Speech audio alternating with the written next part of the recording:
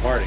So I thought, you know what? That's cool. Then my goal is to have turn this one on when it's above 80 degrees in outside, and it'll kick on. You know, so it's not running when we're not home. We're gonna make some Huli chicken here today in this outdoor kitchen. So it's gonna be a fun time. Here today, guys.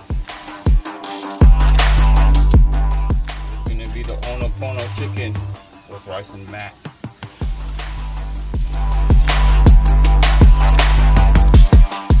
Good chef, always cleaning up his gear.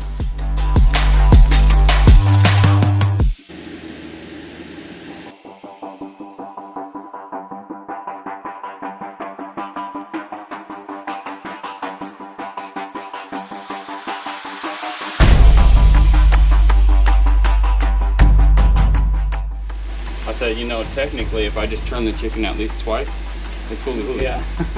No matter what the hell. It's actually coming together nice. I'll toss this a little bit.